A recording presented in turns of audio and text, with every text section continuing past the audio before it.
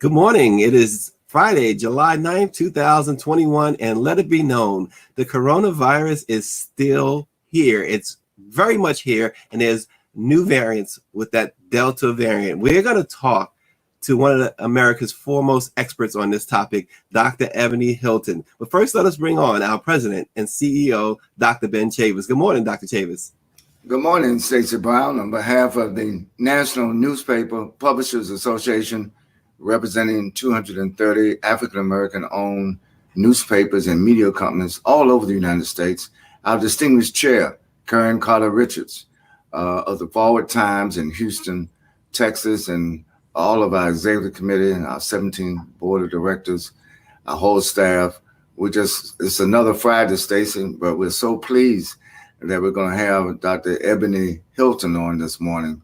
We could do the whole show just with her. Oh, absolutely. And we could certainly do hours with Dr. Hilton.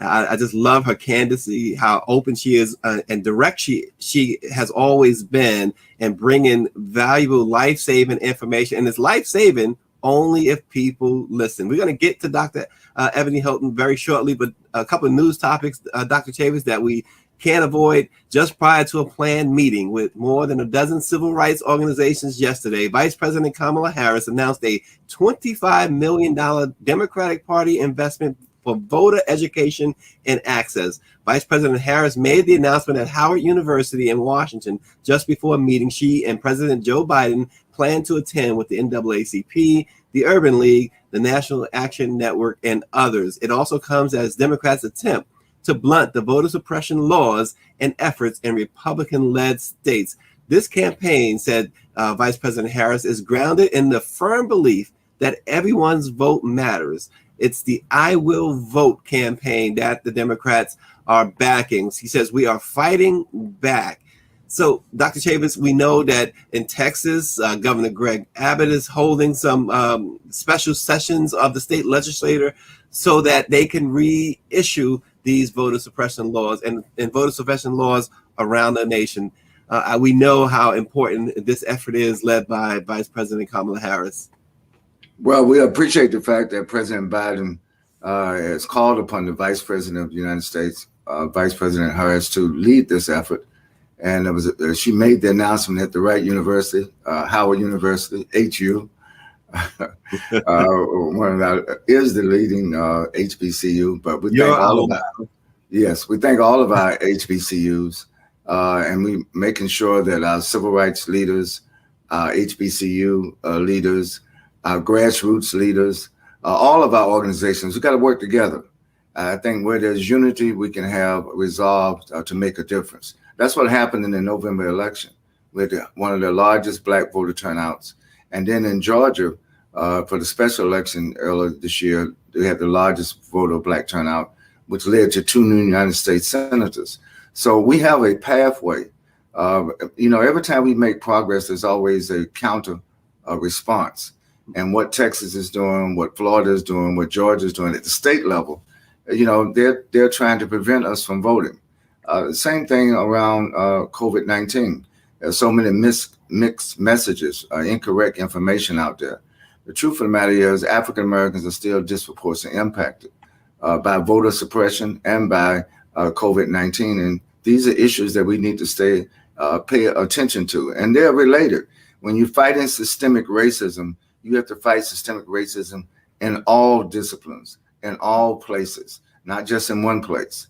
And so we have to show our strength and our resolve. And so the meeting yesterday with President Biden and Vice President Harris with civil rights leaders, I think it's a step forward. And we've got to make sure that $25 million, that a lot of that is also spent advertising I Will Vote campaign in the Black press of America. If you want to reach Black America, you got to do it through trusted sources that the Black community respects and responds to.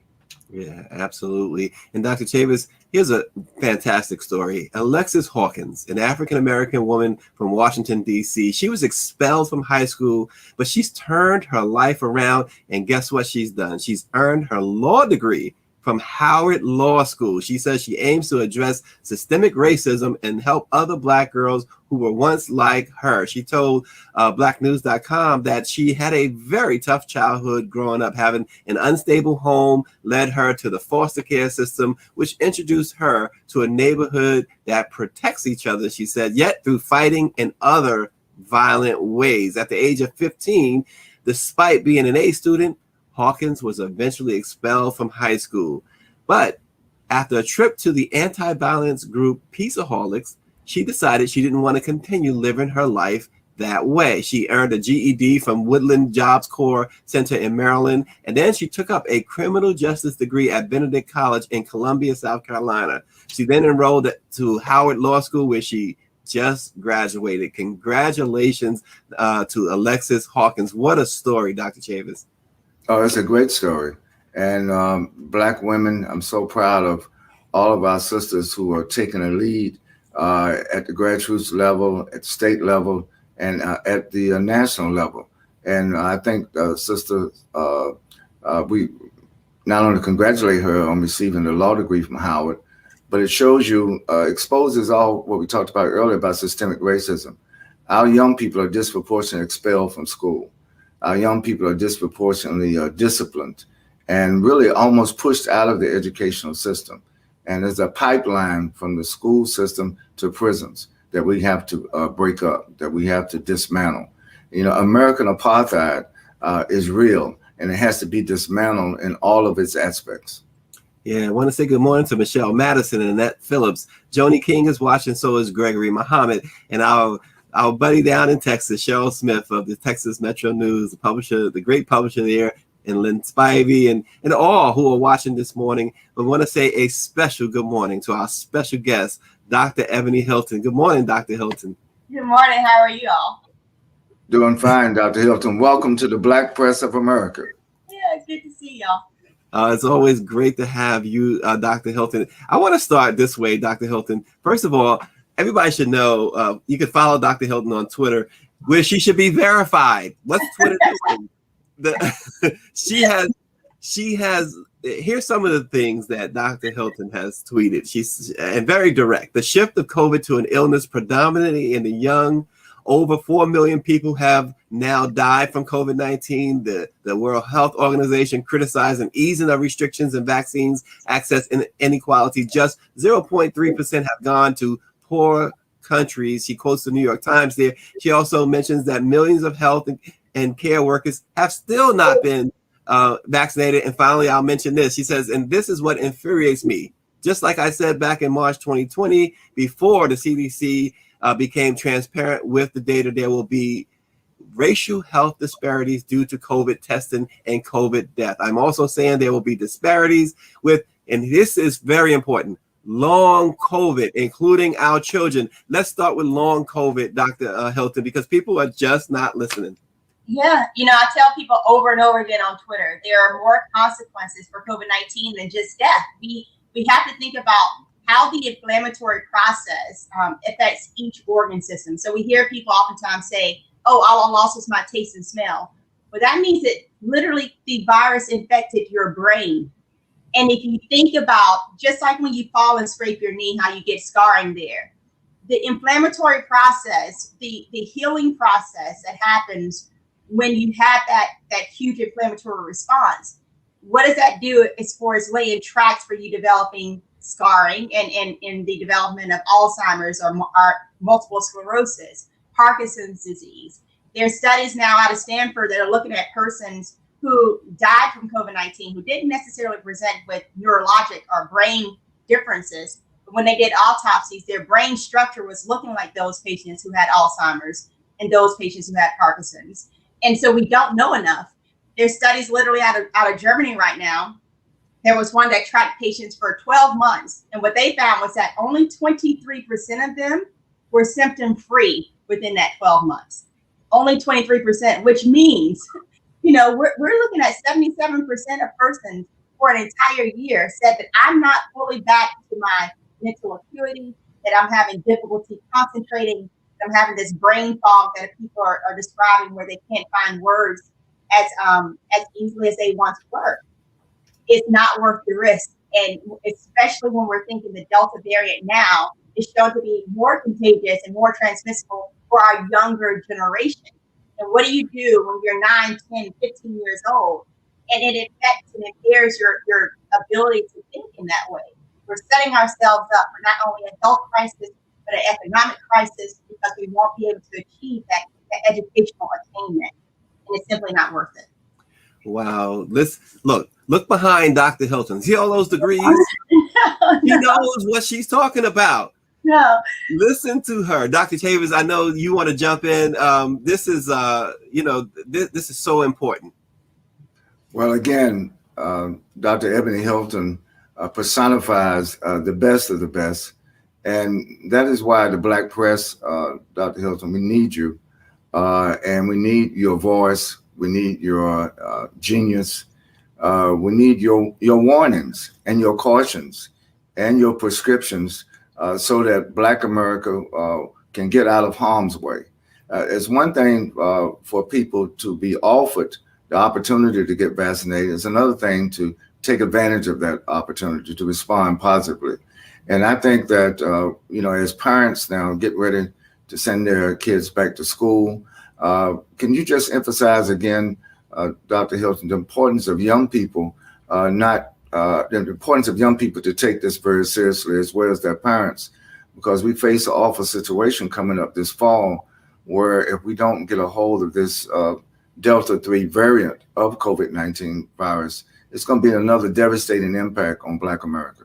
Oh, for sure. When we talk about the availability of vaccines, for one, I do not take my foot off the gas, I guess, of what people say. When I go after the CDC and the federal government and state government of how they're allocating vaccines, yes, we're saying that vaccines are everywhere and they're available to you. But the question is, what's the timing that they can be distributed? For instance, if you're working 2 or 3 jobs trying to make ends meet and vaccinations are only 9 to 5, I would have to miss my work in order to go and get vaccinated. And that means no food for my children and no roof over our heads. And that's not true access. We're thinking about the fact that it's still literally on the internet, where there's so much information that's misinformation, for one, and it's so confusing as to where do I go to actually register. And that's also not access. In fact, right now, we have the goal of having at least 70% of all Americans having at least 1 dose of the vaccine before July the 4th. We did not meet that target. But what we see is that of states where we're looking at what percentage of Black people have been at least 70% vaccinated, it's only 5 of 47 states have a reporting rates. 5 of 47. That's how big of a gap. We're looking for white Americans, it's 18 of 47.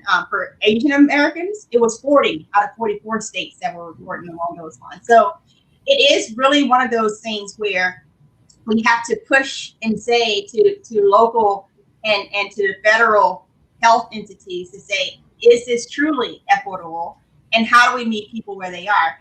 Now, as far as confronting, this idea that maybe it doesn't apply to me because I'm young, and maybe it doesn't apply to me because I'm going to go with natural immunity. Again, just realize if we're looking at history, the 1918 pandemic, what we saw with that pandemic is that it did impact the younger generation more than the older. And when we tracked those persons' lives out, they had a 25% increase in heart disease and diabetes. They had less educational attainment. They were literally physically shorter than a generation before. And again, that gives you an idea of what the inflammatory process does to your entire body's development.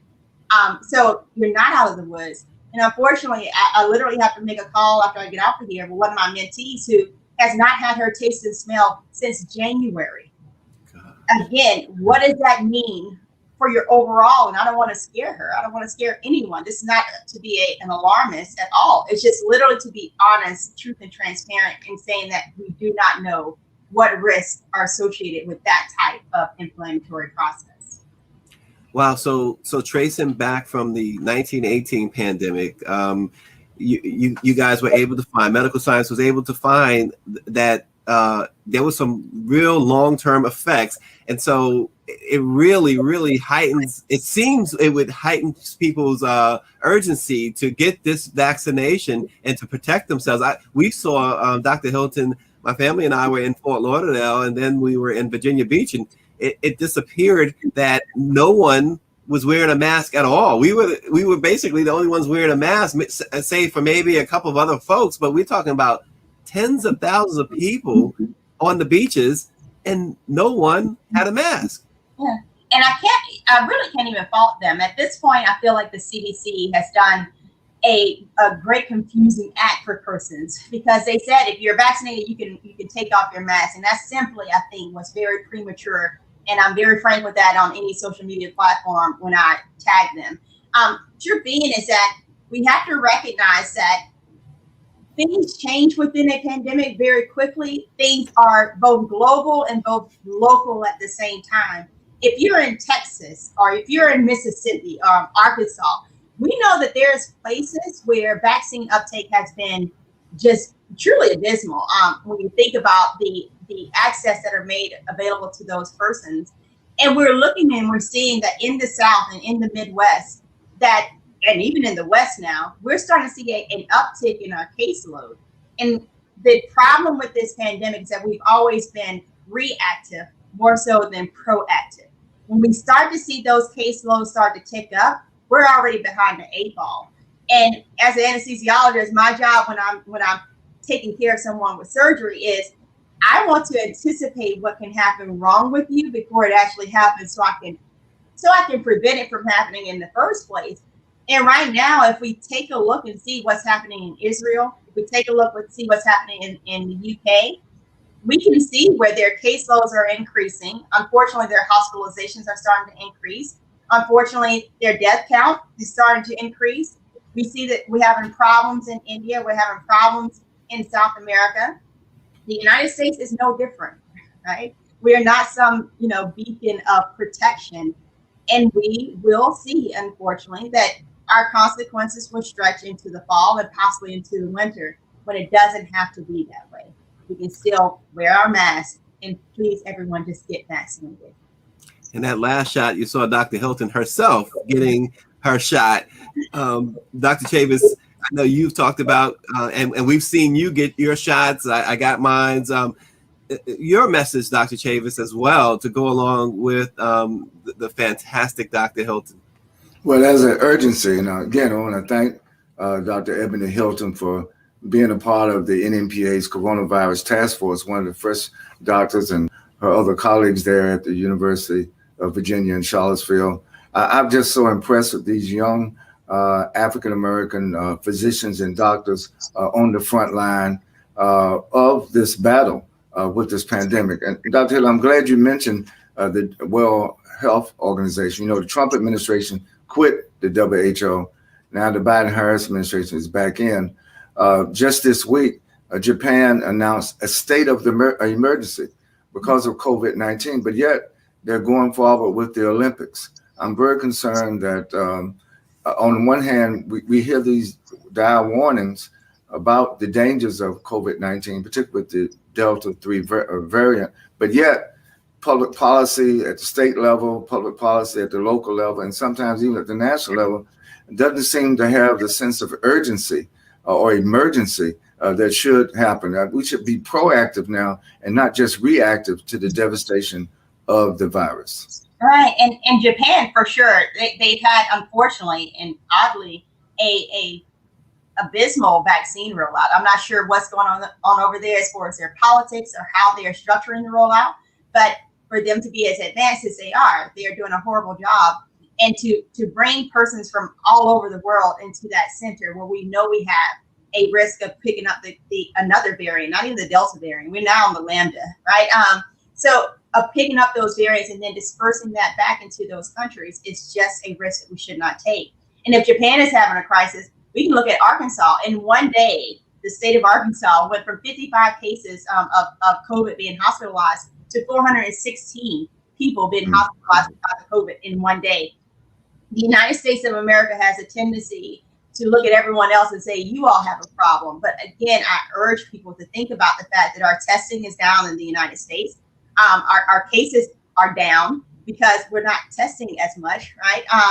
And how do we again, if we're not doing serial sequencing of persons too, how do we know what new variant that we have created in the United States? Because we will have our own too. Yeah, but how do we stop being reactive, start being proactive? How do we listen to persons and seeing why exactly do you not want to take this vaccine? And start really getting the leaders of different communities, health-based or faith-based communities need to start speaking up. We need people that are in the entertainment world to start speaking up. We need mothers and fathers to say, hey, this is what happened to my child, to start speaking up. And maybe those personal conversations can help shift the practice of public health measures. Yeah, because a year and a half ago, the pandemic was declared. It was declared that we were in a pandemic. People should understand, Dr. Hilton, right, that no one has said the pandemic is over. There's been no declaration that the pandemic is over. And just briefly going back to the Olympics, they have decided that there would be no spectators. And I know you said that's a good first step. Mm-hmm. Yes, it's a good first step. It is not. The thing is, what we know is that people will still travel to Japan, hoping to still celebrate. They did the same thing for the World Series one time. But the point being is that in that going into the airport, these different athletes that are going to Japan, the travel and the exposure that it does in airport settings, the travel and exposure that it does in the hotels. We know that we're now in the travel months of the summer. And if we look at last year, the first 6 months weren't the most deadly of COVID-19. It was the last 6 months of 2020 that was the most deadly, where we had huge upticks in our death count, huge upticks in our hospitalizations. And we're repeating the same thing. My question is, have we learned anything, right? We know the World Health Organization has reversed their mask lift, right? They said, no, vaccinated persons should still be should be wearing their mask. And the same thing, if we're looking at the CDC, the studies that they were using to guide mask lifting, lifting of the mandate, was literally based largely on what was happening in Israel. And if we can just talk about Israel, they did a fantastic job in that country of vaccinating their population. In fact, they had over 60% of persons vaccinated by April the 3rd, but they still did not lift their mask mandate until April the 18th.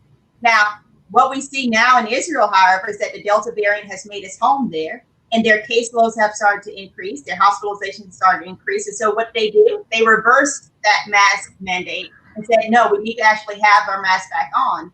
And the CDC, if we are following that guide, then we also need to do the same in the United States of America and make that recommendation. Because right now, the South, the Midwest, the West, they're literally on fire with cases starting to increase. And again, we don't need to get back to where we're having hundreds and thousands of people dying a day for us to take this thing seriously.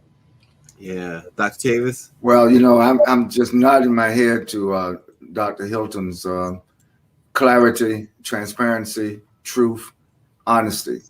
And I think what we're going to do as a result of this program this morning, going to break news. The NMPA is going to send out another emergency. We're going to declare that the state of emergency in Black America is not over. We're going to ask people to keep their mask on. And we're going to ask people not to travel unless they have to. I just think that we have to take this much more seriously. And I agree, Dr. Hilton. We had Dr. Walensky and Dr. Fauci to speak at our national convention. And I urge everybody to look at our videotapes, Stacey, from the convention. But we're going to go back to the CDC today, Dr. Hilton, to encourage them to do what you are recommending. I think this is no time for us to relax. And I know we're almost out of time. Can you just comment, Dr. Hilton, of how ridiculous it is that some people are they're playing politics with public health. Some people are not wearing masks because they think Republicans are showing weakness if they wear a mask, or Republicans are showing weakness. These governors, like you mentioned, Arkansas, they have a Republican governor. Mississippi has a Republican governor. Florida has a Republican governor. Texas has a Republican governor. The same states that are suppressing the Black vote are the same states that are relaxing restrictions on COVID-19. It almost like to tell you that this is not unintended consequences. These are intended consequences. This is amount almost to committing genocide on people because of not giving them the right information at the right time. Right, and it's absolutely puzzling to me what the Republican Party is doing right now, because again, when you're looking at the states that are lighting up red, it is Alabama, it is Arkansas, it is Missouri, it is those those center states where their voting pool lives, quite frankly. And if we're looking at Missouri right now, Missouri and Arkansas are just in a state of crisis where they're literally having to send their patients out to other states because they can't handle the load. And when you're thinking about it, it's counterproductive for them if their voting block becomes infected and they cannot vote for the next. And for white Americans, I literally tried to sound the alarm for them months ago, because if we look at the increase in death of white Americans, we're seeing that the racial health disparity gap of death starting to close for COVID-19. It used to be that if you're African American, you were 6 to 8 times more likely to die.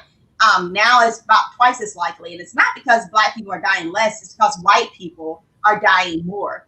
If you look at the death between like August to October, it was roughly for white Americans, 12 to 15,000 white Americans. But after November, after Thanksgiving, it went up to 27,000. After Christmas, it went up to 42,000. After New Year's, it went up to 47,000.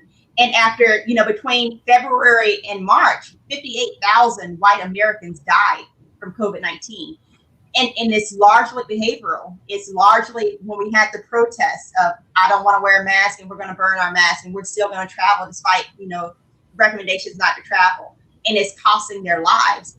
And if we're looking at right now, the fact that the majority of Americans that are 65 and older, we've done a great job of vaccinating those persons, especially 85 and older. In our nursing home population, we vaccinated those persons. So the people that are dying now from COVID-19 are likely leaving behind orphans. And we know there was a study back in March that showed that we had already had 40,000 new orphans in America because of COVID-19. Wow. And if we're looking at African Americans, we know that 1 in 9 Black children were already likely to see foster care before they turned 18 before COVID, right? Imagine now what we're facing as African Americans if we're not taking this serious, if we're not getting vaccinated. We're putting our children and the system that is not built to handle this volume of new kids coming into it, we're putting their lives at jeopardy. And it's not worth the risk when we have an agent, an intervention that has proven itself and its safety profile to be more beneficial than risky for you and your family. Wow, unbelievable. See, this is why I said at the top that this one reason why I said at the top that Twitter needs to verify her, because you know why? Because people tend to listen more to those who got that blue check mark, right? Mm-hmm. You need to listen to Dr. Ebony Hilton, blue check mark or not, but Twitter should recognize that she's done so much to help so many during this pandemic. As the pandemic continues, we certainly appreciate you, Dr. Hilton, and all that you do. You're tireless. You work consistently, constantly. I know that we can call you at a moment's notice, and you will always answer. So we certainly, the Black press, appreciates you so much and the work that you continue to do. Dr. Chavis, you have a closing thought? Today, we're issuing another national emergency alert to Black America. And we thank Dr. Ebony Hilton and all of her colleagues, African-American physicians and researchers and medical authorities that has given us the information that Black people have to take this virus much more serious than we are currently taking it. And we got to protect our families, protect our children, protect our communities, protect our institutions, protect our businesses, protect Black America. Don't expect others to protect us if we refuse to protect ourselves. Yeah, absolutely. And Dr. Chavis, you mentioned the NMPA's convention.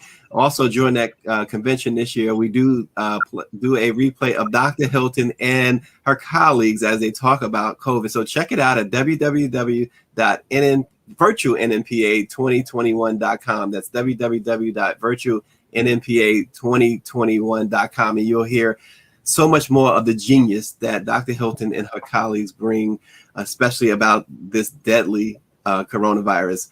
Always remember, let it be known, the time is always right to do what is right. Y'all know who said that. We will see you on Monday.